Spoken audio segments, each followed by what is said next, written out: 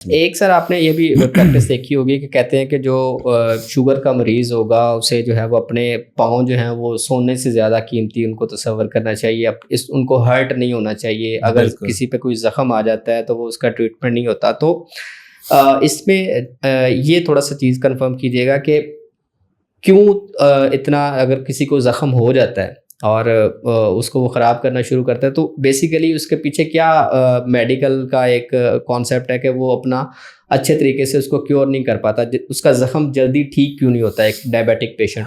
سر sugar control نہیں ہے, ٹھیک ہے, اور جس طرح میں نے بتایا کہ شوگر ہماری خون کی باریک باریک نالیوں کو تنگ کرتی ہے, ڈیمیج کرتی ہے, بلڈ سرکولیشن پراپر نہیں ہوتی. تو ہوتا کیا ہے کہ ہمارے پاؤں کی اینڈ کی نالیاں جو ہیں وہ باریک ہیں, وہاں پہ پراپر بلڈ نہیں پہنچ پاتا. اب جب بلڈ نہیں پہنچ پائے گا تو ہمارے جو وہ سیلز جو اس زخم کے خلاف لڑیں گے یا اس کو ریپیئر کرنے میں اس کی ہیلپ کریں گے, وہ سیلز بھی پراپرلی صحیح طرح وہاں نہیں پہنچ پائیں گے. تو شوگر کا زخم پھر بڑھتا جاتا ہے, اور اگر شوگر کنٹرول نہ ہو تو پھر زیادہ بڑھتا جاتا ہے. اب یہ ہوتا ہے کہ شوگر میں پھر نروز بھی ویک ہوتی ہیں. جو نروز یا نسیں جو ہمارے فیلنگ کرنے کی صلاحیت پاؤں سے لے کے آتی ہیں وہ عام طور پہ پاؤں میں ویک ہونا شروع ہو جاتی ہیں پرانی شوگر ہو جائے تو.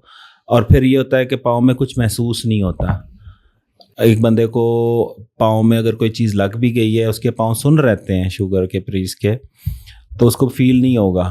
اس کو کبھی کبھار تو ہم نے دیکھا ہے کہ 10-15 دن بعد جا کے جب بہت بڑا زخم ہوا اور کسی گھر والے نے دیکھا کہ یہ زخم ہے اور آپ اس کو دکھائیں, تو تب وہ شوگر کے مریض کو ایکچولی پتہ لگتا ہے کہ جی واقعی مجھے پاؤں پہ زخم ہو گیا. تو اسی لیے کہا جاتا ہے کہ بہت زیادہ کیئر اور احتیاط کرنی چاہیے, اس کو فریکوینٹلی انسپیکٹ کرنا چاہیے, دیکھتے رہنا چاہیے شوگر کے پاؤں کو, تاکہ بندے کو اندازہ ہو. کیونکہ بندے کو اندازہ نہیں ہوتا, کبھی کبھی نسیں سن ہوئی بھی ہوتی ہیں, ویک ہوئی بھی ہوتی ہیں, تو وہ سینسز فیل نہیں ہو رہی ہوتی کبھی کبھار. اس لیے پاؤں کا ہم نے ایسا بھی دیکھا ہے, بلکہ ہماری فیملی کے اندر ایک ایسے پیشنٹ تھے جن کے پہلے انہوں نے جب ان کو شوگر ہوئی تو ان کے پاؤں کو کاٹا گیا, مطلب کہ اس طریقے سے جب وہ کنٹرول نہیں ہوئی تو ان کی ایک پوری ٹانگ جو ہے وہ مطلب کہ اتار دی گئی, اور اس کے بعد ان کی ڈیتھ ہو گئی تھی. لیکن یہ بڑی اذیت اور بڑی تکلیف دہ ایک چیز ہوتی ہے کہ اگر آپ اس کو اگنور کرتے ہیں تو یہ آپ کو انتہائی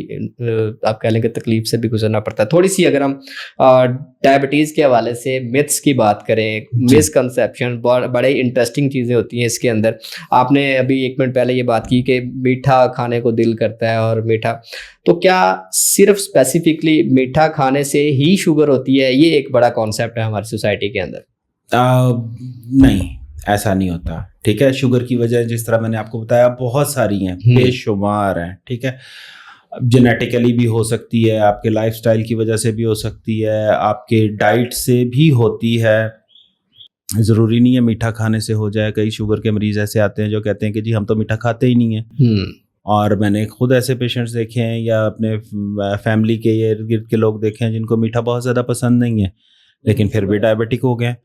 تو زیادہ میٹھا کھانا اور شوگر کا ہونا یہ لازم و ملزوم نہیں ہے. اور فاسٹ فوڈ کو اگر ہم تھوڑا سا ایڈ کر لیں اس کے اندر, بہت کامن ہے ہمارے آج کل. فاسٹ فوڈ کے بغیر تو میرے خیال میں شام میں کسی کا کوئی کھانا ہوتا ہی نہیں ہوگا جس میں کوئی فاسٹ فوڈ نہ ہو. بالکل, فاسٹ فوڈ بھی بیسیکلی ایک ریفائنڈ ڈائٹ ہے اور جس میں کاربوہائیڈریٹس بہت زیادہ ہوتے ہیں. جو اس میں بریڈ یوز ہوتا ہے وہ فل آف کاربوہائیڈریٹس ہے, پلس اس میں جو ساسز اور کیچپس اور اس طرح کی چیزیں آئلز ڈالتے ہیں وہ ایونچولی جا کے باڈی کا بلڈ شوگر لیول بڑھائیں گی. تو یوزلی ان کو بھی کم سے کم کھانا چاہیے.